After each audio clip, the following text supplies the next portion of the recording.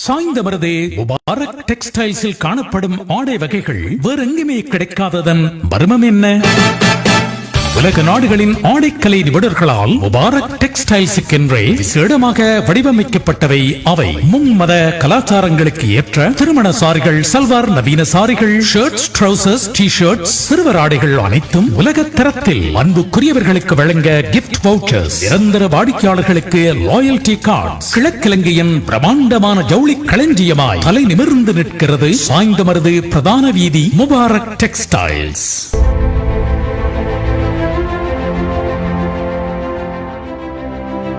பொதுவாக Mubarak textiles நிறுவனத்திலே இருந்து இந்த பிராந்தியத்தினுடைய வர்த்தகத்தினுடைய கேந்திர நிலையமாக இருக்கின்ற ஒரு உன்னதமான நிறுவனம் என்கின்ற பெருமை எப்போதுமே முபாரக் டெக்ஸ்டைல்ஸ் நிறுவனத்துக்கு இருக்கின்றது. அந்த அடிப்படையிலே முபாரக் டெக்ஸ்டைல்ஸ் என்று வருகின்ற போது விழாக்கள், வைபவங்கள், திருமண நிகழ்வுகள் எதுவாக இருந்தாலும் அவருடைய நிறுவனத்தினுடைய அந்த விளம்பர கட்டமைப்பை எப்போதும் தன்னுடைய கம்பீரமான குரலிலே பதிவு செய்த பெருமைக்குரிய உலக அறிவிப்பாளர் BH அப்துல் ஹமீத் அவர்கள் எங்களோடு இணைந்திருக்கின்றார்கள். அஸ்ஸலாமு அலைக்கும் சார். வலைக்கும் ஸலாம் வரஹ்மத்துல்லாஹி வபரகாத்துஹு. உங்களை சந்திப்பதில் நாங்கள் மகிழ்ச்சி அடைகின்றோம். காரணம் என்னவென்றால், ஒரு வரலாற்று பதிவாக இருக்கின்ற மருதூர் மண். நான் நினைக்கின்றேன், செனரத் மன்னனுடைய ஆட்சி காலத்தில் இருந்து சாய்ந்த மருதூருடைய வரலாறு தொடங்குகிறது. பல அரசியல் தலைவர்கள், அதே போல கலைஞர்கள், கவிஞர்கள் பலரை உருவாக்கிய இந்த மண்ணுக்கும் உங்களுக்குமான தொடர்பு எங்கே, எப்போது ஆரம்பிக்கிறது என்கின்ற பசுமையான நினைவுகளை இந்த சந்தர்ப்பத்திலே நீங்கள் பகிர்ந்து கொள்ளலாம். இந்த பகுதிக்கு நான் முதலாக வந்தது, நான் இருக்கின்றேன் என்ற இந்த வர்த்தக நிறுவனம் ஒரு புதிய காட்சி அறையை ஆரம்பித்த வேளையிலே நான் வருகை தந்தேன். ஆனால் கிழக்கு மாகாணம் என்று சொல்லும்போது மட்டக்களப்பு பகுதியிலே அந்த நாளில் வானொலி நிகழ்ச்சிகள் ஒளிப்பதிவு செய்ய வந்திருக்கின்றோம். கல்முனை வரை வந்திருக்கின்றோம். கல்முனை கார்மெல் ஃபாத்திமா கல்லூரியில் ஏஷியாவின் 7 கேள்விகள், அருணாவின் 6 கேள்விகள், பாட்டுக்கு பாட்டு போன்ற நிகழ்ச்சி ஒளிப்பதிவுகளுக்காக வந்திருக்கின்றோம். ஆனால் சாய்ந்த மருது என்ற இந்த மருத நிலத்துக்கு முதலில் என்னை அழைத்தவர் அன்பு சகோதரர் முபாரக் அவர்கள். நிச்சயமாக முபாரக் என்று வருகின்ற போது எப்போதுமே இந்த பிராந்தியத்தில் மாத்திரமல்ல, தேசிய ரீதியாக அறியப்பட்ட ஒரு அழகிய நாமம் முபாரக். முபாரக் மாத்திரமல்ல, முபாரக் டெக்ஸ்டைல்ஸும் கூட. ஏன், தேசிய எல்லைகள் கடந்தும் பேசப்படுகின்ற ஒரு நிறுவனம் என்கின்ற பெருமை முபாரக் டெக்ஸ்டைல்ஸுக்கு இருக்கின்றது. அந்த அடிப்படையிலே தான் அவரோடு மிக நீண்ட காலமாக பழகிய ஒருவர் என்ற அடிப்படையிலே அவருடைய குணாதிசயங்களை பற்றி, நீங்கள் அவரை கண்டு வியந்த அந்த விடயங்களை பற்றி இந்த இடத்திலே நீங்கள். ஆமாம், நீண்ட காலமாக இருக்கலாம், ஆனால் நெருங்கி பழகியவன் அல்ல. நாம் வெவ்வேறு முனைகளில் இருந்து கொண்டு நேருக்கு நேர் சந்திக்காமலேயே அவருடைய வர்த்தக நிறுவனங்களின் வளர்ச்சியை நான் தூரத்திலிருந்து பார்த்து வியந்து கொண்டிருக்கின்றேன். முதலில் ஒரு வர்த்தக நிறுவனம், அதனை அடுத்து 1, 2, 3, 4, 5 என்று பெருகிய ஒரு பெரிய சாம்ராஜ்யமாக முபாரக் அவர்களுடைய வர்த்தக நிறுவனங்கள் வியாபித்து வரும் அந்த சிறப்பை, அவருடைய உழைப்பின் உயர்வை நான் பார்த்து வியக்கின்றேன். தொழில் முனைவோர் என்று நான் பல்வேறு உலக நாடுகளில் பலரை சந்திக்கின்றேன். ஆனால் இவரில் நான் காணும் ஒரு சிறப்பு, கண் துஞ்சாமல் விடாமுயற்சியாக இந்த நிறுவனத்தின் இயக்கத்திலே முழுக்க அவருடைய பங்களிப்பு. ஊழியர்களை நம்பி விட்டுவிடாமல் அவர் நேரடியாக நின்று இந்த நிறுவனத்தின் இயக்கத்தை நிர்வகிக்கும் சிறப்பினை மிக அபூர்வமாக இங்கே வந்து வேளைகளில், குறிப்பாக அவருடைய ஒரு புதிய நிறுவனத்தை ஆரம்பித்து வைக்க என்னை அன்போடு அழைத்திருந்தார். Mubarak gallery. ஆமாம், அந்த முபாரக் கேலரி என்ற அந்த நிறுவனத்தை ஆரம்பித்து வைக்க வந்தபோது அந்த 2 தினங்கள் இங்கே தங்கியிருந்தேன். அந்த வேளையில் அவர் களைப்பே இன்றி இந்த நிறுவனத்தின் வளர்ச்சிக்காக நேரடியாக களத்தில் இறங்கி களமாடுவது போன்று அவருடைய ஈடுபாடு, இப்போது அவருடைய வாரிசுகளையும் சந்தித்தேன். அவர்களும் தந்தையின் பொறுப்பை கொஞ்சம் அவர்கள் சுமக்க ஆரம்பித்திருக்கின்றார்கள் என்று நினைக்கின்றேன். நம்முடைய சமூகத்தை சார்ந்த ஒருவர் ஒரு சிறந்த தொழில் முனைவோராக வளரும் தலைமுறைக்கு ஒரு உந்து சக்தியாக, ஆங்கிலத்தில் இன்ஸ்பிரேஷன் என்று சொல்வார்கள், இவரை பார்த்து இன்னும் பலர் இது போன்ற தொழில் துறைகளில், வர்த்தகத் துறைகளில் முன்னேற வேண்டும் என்ற ஒரு ஆர்வத்தை ஏற்படுத்தும் ஒரு புரவலராகவும் அவர் விளங்குகின்றார் என்பதே என்னுடைய கருத்து. நிச்சயமாக நீங்கள் சொன்ன அந்த விடயத்திலிருந்து ஓய்வின்றி உழைத்து கொண்டிருக்கின்ற ஒருவர் என்கின்ற அந்த வார்த்தைகளுக்கு அப்பால் சமூக சேவைகளிலும் சமூகத்தை ஒரு நல்ல நிலைக்கு கொண்டு வருவதிலும் ஓய்வின்றி உழைத்து கொண்டிருக்கின்ற ஒரு சிவந்த கரமாக அவருடைய கரம் எப்போதுமே இருக்கின்றது. வலது கரம் கொடுப்பதே இடது கரம் அறியாத ஒரு சேவையினுடைய செம்மலாக அவர் இந்த பிராந்தியத்தினுடைய ஒரு வர்த்தகத்தினுடைய ஒளிவிளக்காக அவர் திகழ்ந்து வருகின்றார். எத்தனையோ பேர் இருந்திருக்கின்றார்கள் இந்த மண்ணிலே, ஆனால் இந்த மண்ணை உலகளாவிய ரீதியிலே, தேசிய ரீதியிலே பிரபலியம் அடைய செய்த பெருமை எப்போதுமே முபாரக் அவர்களுக்கு இருக்கின்றது. நீங்கள் இதற்கு முன்னரும் முபாரக் டெக்ஸ்டைல்ஸுக்கு வருகை தந்திருக்கிறீர்கள். ஆனால் இப்போது வருகின்ற போது இந்த நிறுவனத்தினுடைய இந்த அழகிய கட்டமைப்பை, ஒரு நவீன ரக கட்டமைப்பை பார்க்கின்ற போது உங்களுடைய ஆழ்மனதில் தோன்றிய அந்த எண்ண அலைகளையும் எங்களோடு பகிர்ந்து கொள்ளலாம். சில வருடங்களுக்கு முன்பு வரும்போது இந்த காட்சி அறையின் நேர்த்தியை பார்த்து வியந்திருக்கின்றேன். இது போன்ற நேர்த்தியான காட்சி அறைகள் கொழும்பிலே பல உண்டு. ஆனால் இலங்கையின் கிழக்கு மாகாணத்திலே முன்பெல்லாம் ஒரு பின்தங்கிய பிராந்தியம் என்று கணிக்கப்பட்ட இந்த பகுதிகளில் இவ்வளவு அற்புதமாக இந்த முக்கியமான அந்த காட்சி அறையின் 4ஆம் தளம் வரையும் நான் சென்றிருக்கின்றேன்.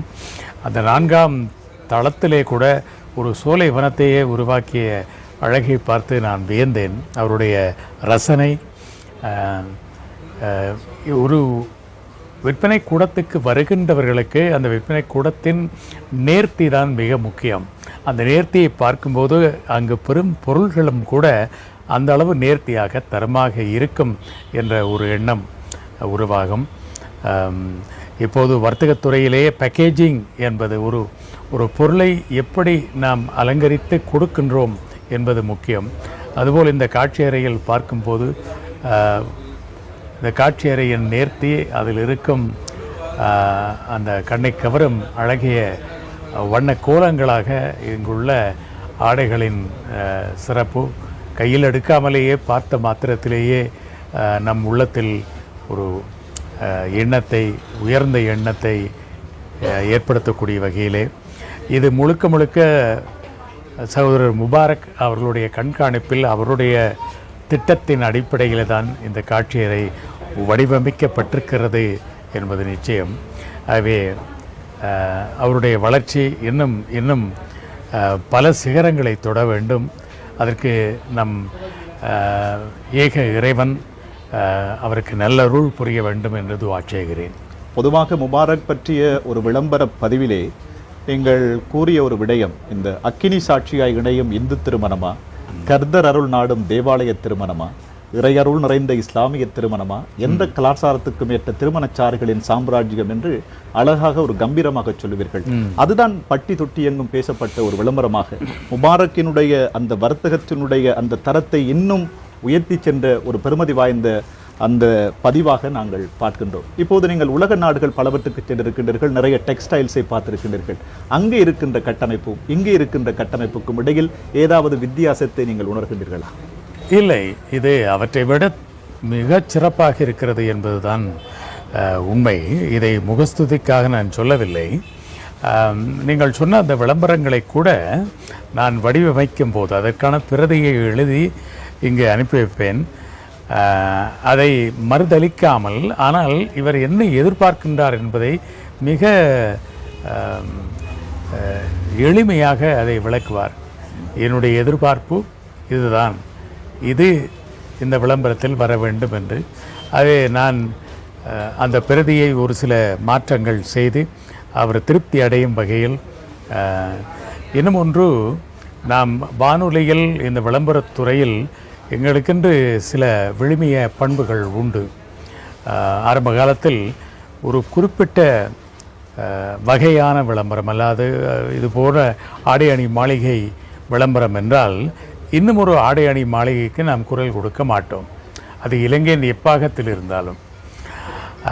ஆனால் பிற்காலத்தில் அந்த பண்புகள் மாறி ஒரே குரலில் பல்வேறு நகைக்கடைகள், பல்வேறு துணியகங்கள் என்றெல்லாம் மாறி வந்தது.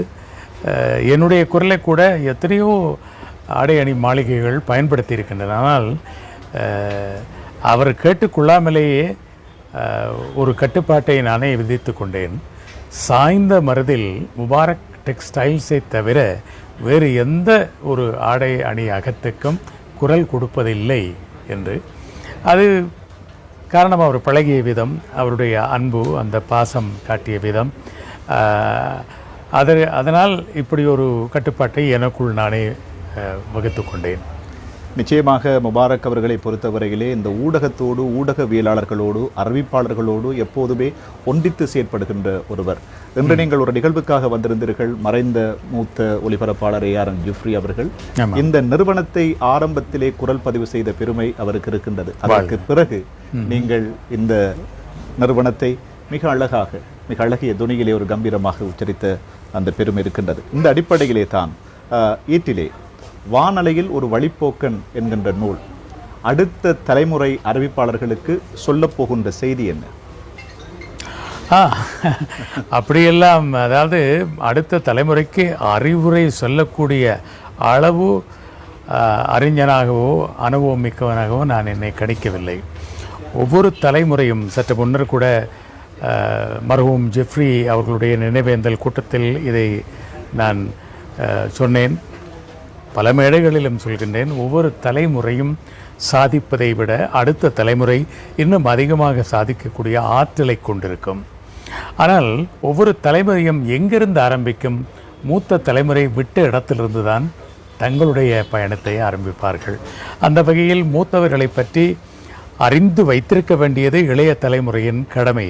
ஆகவே மூத்த தலைமுறையை பற்றி என்ன அறிந்திருக்க வேண்டும்? அவர்கள் எப்படியெல்லாம் பணியாற்றினார்கள், எப்படியான படைப்பாற்றல் திறமையை கொண்டிருந்தார்கள், எப்படியான நிகழ்ச்சி வடிவங்களை அவர்கள் அமைத்தார்கள், அதில் அவர்கள் பெற்ற அனுபவங்கள் என்ன என்று அவற்றை தெரிந்து கொள்ளும்போது அடுத்த தளத்துக்கு அவர்களால் இந்த ஊடகத்துறையை எடுத்து செல்ல முடியும். ஆகவே இந்த வானலைகளில் வழிப்போக்கன் என்ற அந்த நூலில் என்னுடைய சுயசரிதையை நான் எழுதவில்லை. தென்கிழக்காசியாவின் முதல் வானொலி நிலையம் என்ற பெருமைக்குரியது இலங்கை வானொலி. அந்த இலங்கை வானொலியும் கூட வானொலியின் பிதாமகர் மார்க்கோனி இங்கிலாந்திலே BBC ஒலிபரப்பை ஆரம்பித்த 3 ஆண்டுகளுக்குள் இங்கே ஆரம்பமானது. அந்த மார்க்கோனி அவர்கள் முதலில் ஒலிபரப்பு செய்த கலையகத்தை நேரில் சென்று பார்க்கக்கூடிய வாய்ப்பு எனக்கு கிடைத்தது. அந்த கருவிகளை தொட்டு பார்க்கக்கூடிய, புலகாங்கிதம் அடையக்கூடிய வாய்ப்பு எனக்கு கிடைத்தது. அந்த வாய்ப்பு எப்படி கிடைத்தது? தென்கிழக்காசியாவின் முதல் வானொலி நிலையத்திலிருந்து வந்தவன் என்ற வகையில்தான் எனக்கு அந்த அங்கீகாரம், தகுதி கிடைத்தது. ஆகவே என்னுடைய நூலில் வானொலியின் ஆரம்பம் எப்படி அமைந்தது, அந்த ஆரம்பத்துக்கு அடிப்படையான கண்டுபிடிப்புகளை தந்தவர்கள் யார் யார், மார்க்கோனி மட்டுமல்ல, இந்தியாவைச் சேர்ந்த ஜெகதீஷ், சுபாஷ் சந்திரபோஸ் போன்ற விஞ்ஞானிகளும் உதவி இருக்கின்றார்கள். அப்படியான தகவல்களை எல்லாம் திரட்டி ஆரம்பித்தேன். அங்கிருந்து 3 ஆண்டுகளுக்குள் தென்கிழக்கு ஆசியாவில் ஆரம்பமான இந்த வானொலி ஆரம்பமான போது, அதில் தமிழ் ஒலிபரப்பு ஆரம்பமான போது, அந்த ஒலிபரப்பில் கலந்து கொண்டவர்களுக்கு பயிற்சி கொடுக்க யாரும் இருக்கவில்லை. எங்களுக்கு மூத்தவர்கள் பயிற்சி அளித்தார்கள், ஆனால் அவர்களுக்கு பயிற்சி அளிக்க எவரும் இருக்கவில்லை. ஆகவே அவர்கள் சுயம்புவாக இந்த வானொலி தமிழ் எப்படி இருக்க வேண்டும், வானொலி நிகழ்ச்சிகள் எப்படி அமைய வேண்டும் என்ற அந்த விழுமிய பண்புகளை அவர்கள்தான் விதைத்தார்கள். ஆகவே அவர்களை பற்றி பதிவு செய்ய வேண்டும் என்று எங்களுக்கு வழிகாட்டியாக இருந்தவர்களை பற்றி, சமகாலத்தில் பணியாற்றியவர்கள் அல்ல, ஆரம்ப காலத்தில் பணியாற்றியவர்களை பற்றிய தகவல்களை எல்லாம் ஆய்வு செய்து திரட்டி நூலில் பதிவு செய்திருக்கின்றேன். அதுபோல் என்னை பயிற்றுவித்தவர்களை பற்றிய தகவல்களை பதிவு செய்திருக்கின்றேன். எங்கள் வானொலியின் வரலாற்றை பதிவு செய்திருக்கின்றேன்.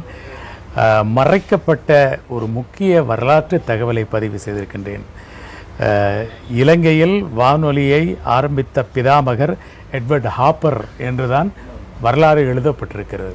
அவர் இங்கிலாந்திலிருந்து வந்த ஒரு தொலைபேசி துறை நிபுணர், அவ்வளவுதான். ஆனால் உண்மையிலேயே இலங்கையில் அந்த சிதிலமடைந்த ஒலிபரப்பி கருவிகள், ஜெர்மன் நீர்மூழ்கி கப்பலிலிருந்து பெறப்பட்ட அந்த கருவிகள் உடைந்து சின்னாபின்னமாக்கப்பட்ட பகுதிகளை ஒன்றிணைத்து இலங்கையில் முதலாவது பரீட்சாத்த ஒலிபரப்பை ஆரம்பித்தவர் ஒரு தமிழர், ஒரு யாழ்ப்பாண தமிழர். அதுபோல் இலங்கையிலேயே தயாரிக்கப்பட்ட டிரான்ஸ்மீட்டர் ஒலிபரப்பி கருவியை வடிவமைத்தவரும் அவர்தான். ஆகவே அவரை பற்றிய தகவல்களை நான் பல வருடங்களாக தேடி தேடி அதை முதலாக என்னுடைய நூலில் பதிவு செய்திருக்கின்றேன். அந்த வகையில் எனக்கு ஒரு மிகப்பெரிய திருப்தி. என்னுடைய தாய்மொழி தமிழ். ஆகவே இந்த மொழியை பேசும் ஒரு தமிழ் மகனின் சாதனை வரலாற்றால் மூடி மறைக்கப்பட்டதை நான் வெளிச்சத்துக்கு கொண்டு வந்திருக்கின்றேன். நிச்சயமாக வரலாறுகள் நிரம்பிய ஒருவர். அன்று கமலஹாசன் குறிப்பிடுகின்ற போது அரை நூற்றாண்டை கடந்த திரைத்துறையிலே அரை நூற்றாண்டை கடந்தவர் அவர். அதே போல திரை இசைத்துறையிலே அரை நூற்றாண்டை கடந்தவர் பி. சுசிலா. அறிவிப்பு துறையிலே அரை நூற்றாண்டை கடந்தவர் நீங்கள் என்கின்ற பெருமை உலகளாவிய ரீதியிலே எப்போதும் உங்களுக்கான பதிவாக இருக்கும். பொதுவாக ஈட்டிலே மருதூர் மண்ணிலே வருகை தந்து முதலாவது மருதூர் மண்ணிலே இருந்து வழங்குகின்ற ஒரு நேர்காணல் பதிவு என்கின்ற வரலாற்று அந்த நிகழ்வு முபாரக் டெக்ஸ்டைல்ஸ் நிறுவனத்தில் இருந்து பதிவு செய்யப்படுவது எங்களுக்கு பெருமை, இந்த நிறுவனத்துக்கு பெருமை, நிறுவனத்தினுடைய உரிமையாளர் அன்பு நண்பர் முபாரக் அவர்களுக்கு பெருமை. இந்த அடிப்படையிலே அரை நூற்றாண்டை கடந்து வானொலி துறையிலே ஒரு அறிவிப்பாளராக மிளிர்ந்து கொண்டிருக்கின்ற எங்களுடைய உலக அறிவிப்பாளர் BH அப்துல் ஹமீத் அவர்களுக்கு அவருடைய அந்த சாதனைகளை உலகம் பூராகவும் பாராட்டி கொண்டிருக்கின்றார்கள் தமிழ் பேசுகின்றவர்கள். அந்த அடிப்படையிலே இந்த மண்ணிலே இருந்து ஒரு கௌரவத்தை உங்களுக்கு வழங்குவதற்கு இந்த சந்தர்ப்பத்திலே அன்போடு அழைக்கின்றேன். முபாரக் டெக்ஸ்டைல்ஸ் நிறுவனத்தினுடைய உரிமையாளர் அன்புக்குரிய நண்பர் முபாரக் அவர்களை அழைத்து உங்களுக்கான பொன்னாடை இப்போது வழங்கி கௌரவிக்கின்ற அழகிய தருணம். சாய்ந்தமருது, அதே போல பொத்துவில், மட்டக்களப்பு, ஹட்டன் ஆகிய இடங்களிலே முபாரக் டெக்ஸ்டைல்ஸ் நிறுவனத்தினுடைய கிளைகள் திறந்து வெற்றிகரமாக இயங்கிக் கொண்டிருக்கின்ற இந்த வேளையிலே முபாரக் அவர்களுடைய அந்த நிறுவனத்தை பட்டி தொட்டி எங்கும் கொண்டு சென்ற பெருமைக்குரிய குரல் உலக அறிவிப்பாளர் BH அப்துல் ஹமீத் அவர்கள் எங்களோடு இணைந்திருக்கின்றார்கள். இந்த அடிப்படையிலே அவருடைய அன்பு கரத்தால் பொன்னாடை போற்றி கௌரவிக்கின்ற சிறப்பு நிகழ்வு இந்த சந்தர்ப்பத்திலே இடம்பெற்றுக் கொண்டிருக்கின்றது. இந்த நிகழ்விலே இப்போது எங்களுடைய உலக அறிவிப்பாளர் BH அப்துல் ஹமீத் இருக்கத்தக்க எங்களுடைய நிறுவனத்தினுடைய உரிமையாளர் முபாரக் அவர்கள் இந்த நிகழ்வை பற்றி அவருடைய மனதில் அவருடைய உணர்வலைகள் எப்படி இருக்கின்றது என்பதை இந்த சந்தர்ப்பத்திலே பகிர்ந்து கொள்கின்ற தருணமாக இது இருக்கின்றது. இப்போது நாங்கள் ஒளிவாங்கினை அவரிடம் வழங்குகின்றோம். பிஸ்மில்லாஹிர் ரஹ்மானிர் ரஹீம். எங்களுடைய அன்புக்கினிய சார் அவர்கள் எந்த அளவுக்கு என்று சொன்னால், நான் ஆரம்ப காலகட்டம் ஓலவல் பரீட்சை எழுதிவிட்டு என் தகப்பனாருடன் இந்த எங்களுடைய நிறுவனத்தை ஆரம்பிக்க வேண்டும் என்று சொன்னபோது மறைந்த எங்களுடைய ஜிப்ரி சார் அவர்களை எனது தகப்பன் அவர்களிடம் கூட்டி வந்து என் கடையை பெருசாக சொல்ல வேண்டும் பாப்பா என்று சொன்னதுக்கு, எவ்வளோ பெரிய கடைகள் இலங்கையில் இருக்கின்றது மகனே, நம்மளோட கடை ரேடியோவில் சொல்ல வேணுமா அப்படின்ட்டு சொன்னதுக்கு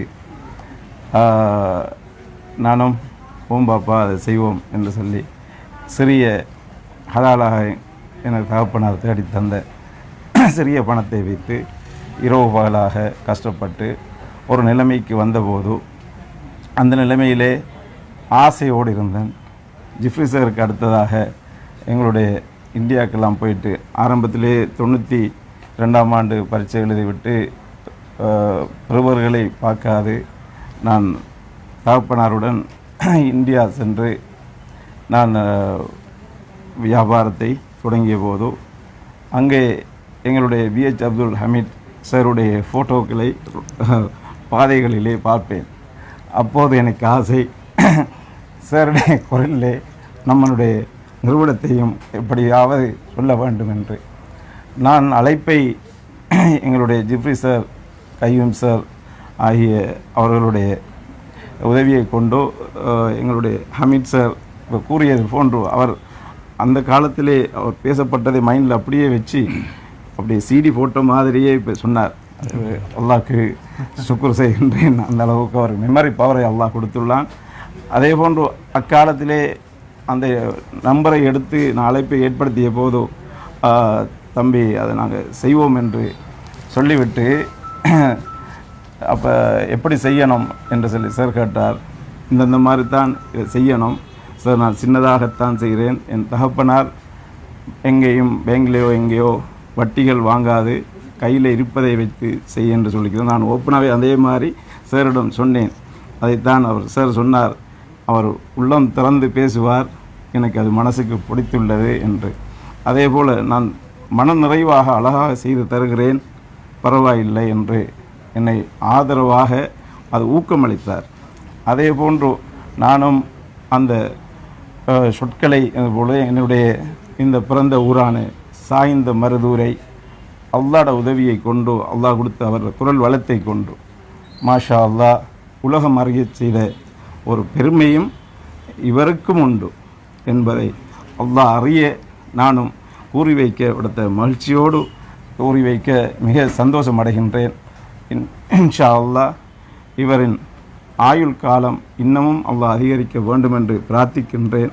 ஏனென்று சொன்னால் இந்த ஹலாலாக என் தகப்பனார் சம்பாதித்து தந்த இதிலே ₹1 கூட இன்னும் ஹராம் சேரவில்லை, ₹1 ஓடியோ வட்டியோ எடுக்கவில்லை என்பதை இந்த இடத்திலே நான் கூறி பெருமை அடைகின்றேன். எல்லா புகழும் அல்லாஹுக்கே. அந்த நிறுவனத்தில் எங்களுடைய ஹமீத் சார் ஒரு 28-29 வருடங்களுக்கு முன்னால் இந்த இடத்தை ஒரு பிரபல்யப்படுத்தி அதன் மூலமாக நானும் சம்பாதிக்கும் பணத்திலே நல்ல விஷயங்கள் ஏராளமாக அல்லாஹ்வுடைய நட்பை அல்லாஹ்வுடைய உதவியை நாடி செய்து கொண்டிருக்கின்றோம். அதுக்கு வித்திட்டவர் என்ற பெருமையும் மறைந்த ஜிப்ரி சார் அவர்களுக்கும் எங்களுடைய பிஹெச் அப்துல் ஹமீத் சார் அவர்களுக்கும் சாரும் என்பதை இந்த இடத்திலே அந்த நன்மையும் அவருக்கு போய் சேரும் என்பதிலே ஏனென்று சொன்னால் இன்று வரைக்கும் அந்த இரவு பகலாக நாங்கள் நல்ல பொருளை எம் மக்களுக்கு பகிர்ந்தளிக்க வேண்டும். இந்த ஏரியாவில் உள்ள மக்களும் நல்லதுகளை பெற்று செல்ல வேண்டும். எங்கே எந்தெந்த நாடுகளிலே எந்தெந்த குவாலிட்டியான நல்ல தரமான பொருட்களை பாவிப்பார்களோ எம் பிரதேச மக்களும் அதையும் வாங்கி சென்று பாவிக்க வேண்டும் என்ற ஒரே ஒரு ஆசையுடனே நாங்கள் பயணிக்கின்றோம். அந்த பயணத்துக்கு இறைவனும் உதவி செய்கின்றான். அதிலே மிக அதை ஞாபகமூற்ற விஷயத்திலே எங்களுடைய ஹமீத் சார் குரலில் நாங்கள் அதை இட்டு ஹமீத் சாரும் எங்களை இப்போதல்ல அந்த காலத்தில் எங்களிடம் இருந்த பணம் சொல்ல வெக்கமாக உள்ளது. 2 லட்சம் 3 லட்சம் அந்த 4 லட்சம் வச்சு கையில் செஞ்ச காலத்திலே எங்களையும் அந்த இந்தியாவிலே உள்ள பெரிய கோடீஸ்வரர்கள் அவர்கள் சாரை அழைத்து கொடுத்த அந்த மதிப்பு மரியாதை, அவரை கூட்டி அழைத்து சென்று நாடாக கொண்டு போய் அந்த அவர் உச்சரிப்புகளையும் அவர் குரல் வளத்தையும் எடுத்தது அவங்கள் எப்படி செய்தார்களோ அதை மாதிரி எங்களுக்கும் அதை எந்த குறைபாடும் இல்லாமல் இந்நிறுவனத்துக்கு செய்து தந்து எங்களுடைய இந்த சாய்ந்த மருது மண்ணையும் கிழக்கு மாகாணத்தில் ஒரு ஜவுளி சமுத்திரம் என்று சார் இப்போ கூட இன்றைக்கும் எங்களுடைய ரேடியோக்களில் இன்றைக்கும் 6 தடவை நான் கேட்டேன் சார் குரலை. அதை இட்டு மிச்சம் சந்தோஷம் அடைகின்றேன். அல்லாஹ் இன்னும் குரல் வளத்தையும் கொடுக்க வேண்டும், அவர் ஆயுள்ள பரக்கத் செய்ய வேண்டும். இது போன்ற பல நிறுவனங்கள் இவரை மிச்சம் பல நாடுகளிலும் மிச்சம் சந்தோஷத்துடன் இன்முகத்துடனும் இந்த குரலை கேட்டு, ஏனென்று சொன்னால் வயோதிபர்கள் கூட ஹமீத் சார் வாய்ஸ் அந்த முபாரக்கில் போடுறாங்க என்று சொல்லி அந்த சஹர் நேரத்தில் கூட அதை சந்தோஷத்துடன் கேட்டுக்கொண்டிருப்பார்கள். ஏனென்று சொன்னால் அவரிடம் நானும் அந்த நேரத்திலையும் சொல்லுவேன், இப்பையும் சொல்வேன், சார் நம்ம எக்ஷன் ஒன்றும் வேணாம், நம்மகிட்ட இருக்கிறத மட்டும் சார் நான் உங்கள்கிட்ட சொல்கிறேன் சார், அதை நீங்கள் அதுக்கு ஏற்ற மாதிரி சொல்லுங்கள் சார் என்று தான் சொல்லுவேன். 2-3 முறை நான் சாரை கரைச்சப்படுத்துவேன், எனக்கு இப்படி செஞ்சுதாங்க அப்படின்ட்டு. அதை அழகுற எல்லா இனங்களும் சந்தோஷப்படும் அளவுக்கு அதை சேர்ந்து தந்ததையிட்டு மிக மகிழ்ச்சி அடைகின்றேன், சந்தோஷப்படுகின்றேன். அல்லாஹ் ஆயுளை பரக்கத் செய்ய வேண்டும். அல்ஹம்துலில்லாஹ், அல்ஹம்துலில்லாஹ். இந்த உறவு பாலத்துக்கு வழி சமைத்த அன்பு தம்பி அப்துல் கய்யூம் அவர்கள் பிரேஃபம் என்ற அந்த வானொலியின் பணிப்பாளராக பெருந்தொண்டாற்றி வருகிறார். அவருக்கும் நன்றி, உங்கள் அன்புக்கு நன்றி. வல்ல அல்லாஹ் இன்னும் பல சிகரங்களை நீங்கள் தொடுவதற்கு அருள் புரிய வேண்டும். துஆ செய்கிறேன். ஆமீன், ஆமீன், ஆலமீன். இந்த இடத்திலே இப்போது தன்னுடைய பசுமையான நினைவலைகளை பகிர்ந்து கொண்ட முபாரக் அவர்கள், அதே போல உலக அறிவிப்பாளர் BH அப்துல் ஹமீத் ஆகியோர். இப்போது இந்த சந்தர்ப்பத்திலே எங்களுடைய முபாரக் டெக்ஸ்டைல்ஸ் நிறுவனத்தினுடைய உரிமையாளர் அல்ஹாஜ் முபாரக் அவர்களினால் எங்களுடைய உலக அறிவிப்பாளர் BH அப்துல் ஹமீத் அவர்களுக்கு ஒரு நினைவு பரிசு வழங்கி வைக்கின்ற ஒரு அழகிய தருணமாகவும் இது அமைய இப்போதைய பிறை வானொலியினுடைய நிலைய கட்டுப்பாட்டாளர் பஷீர் அப்துல் கய்யூம் அவர்களையும் அன்போடு இந்த சந்தர்ப்பத்திலே இணைந்து கொள்ளுமாறு அழைக்கின்றோம். முபாரக் டெக்ஸ்டைல்ஸ் நிறுவனத்திலே அதனுடைய காட்சி அறையிலே சாய்ந்த முதலாவது ஒரு வரலாற்று நிகழ்வாக இந்த நிகழ்வு இப்போது தடம் பதிக்கின்றது. இப்போது முபாரக் டெக்ஸ்டைல்ஸ் நிறுவனத்தினுடைய உரிமையாளர் அல்ஹாஜ் முபாரக் அவர்களினால் அந்த நினைவு பரிசு இப்போது வழங்கி கௌரவிக்கின்ற அழகிய தருணமாக இது அமைகின்றது. எங்களுடைய முபாரக் டெக்ஸ்டைல்ஸ் நிறுவனத்தினுடைய உரிமையாளர் முபாரக் அவர்களை அழைத்து அவருடைய புத்தகத்தினால், அதே போல் எங்களுடைய பிறை வானொலியினுடைய நிலைய கட்டுப்பாட்டாளர் பணிப்பாளர் பஷீர் அப்துல் கய்யூம் ஆகியோர் இணைந்து இந்த நினைவு பரிசை வழங்கி வைக்கின்ற அழகிய தருணமாக இது அமைக்கின்றது. அன்பு சுமை. ஓகே, சிரமம் பாராது முபாரக் டெக்ஸ்டைல்ஸ் நிறுவனத்துக்கு பல்வேறு வேலைப்பளுக்களுக்கு மத்தியிலே வருகிறது. அதே போல முபாரக் டெக்ஸ்டைல்ஸ் இப்போது பண்டிகை காலம், நோன்பினுடைய அந்த காலம் நெருங்கி கொண்டிருக்கின்றது. அவரும் வியாபாரத்திலே கடும் பரபரப்பாக செயற்படுகின்ற ஒருவர். அவரும் நீங்கள் இந்த நிறுவனத்துக்குள்ளே வருகை தர வேண்டும் என்று அதிகமாக விரும்பிய ஒருவர். எங்கோ இருந்து மிக வேகமாக இங்கே வந்து சேர்ந்திருக்கின்றார், உங்கள் பொன்முகத்தை காண வேண்டும் என்பதற்காக. எனவே முபாரக் டெக்ஸ்டைல்ஸ் நிறுவனத்தின் சார்பாகவும் அதன் உரிமையாளர், அதே போல இந்த நிறுவனத்தினுடைய பண்பான ஊழியர்கள் சார்பாகவும் நெஞ்சார்ந்த நன்றிகளை இந்த ஊர் சார்பாக, ஊர் மக்கள் சார்பாக உலக அறிவிப்பாளர் BH அப்துல் ஹமீத் அவர்களுக்கு தெரிவித்து விடைபெறுகின்றோம். நன்றி. நன்றி. அஸ்ஸலாமு அலைக்கும். சாய்ந்தமருதே முபாரக் டெக்ஸ்டைல்ஸில் காணப்படும் ஆடை வகைகள் வேறெங்குமே கிடைக்காததன் மர்மம் என்ன? உலக நாடுகளின் ஆடைக்கலை நிபுணர்களால் முபாரக் டெக்ஸ்டைல்ஸுக்கென்றே விசேடமாக வடிவமைக்கப்பட்டவை அவை. மும்மத கலாச்சாரங்களுக்கு ஏற்ற திருமண சாரிகள், சல்வார், நவீன சாரிகள், ஷர்ட்ஸ், ட்ரவுசர்ஸ், டி-ஷர்ட்ஸ், சிறுவர் ஆடைகள் அனைத்தும் உலக தரத்தில் அன்புக்குரியவர்களுக்கு வழங்க கிஃப்ட் வவுச்சர்ஸ், நிரந்தர வாடிக்கையாளர்களுக்கு லாயல்டி கார்டு. கிழக்கிழங்கையின் பிரமாண்டமான ஜவுளி களஞ்சியமாய் தலை நிமிர்ந்து நிற்கிறது சாய்ந்தமருது பிரதான வீதி முபாரக் டெக்ஸ்டைல்ஸ்.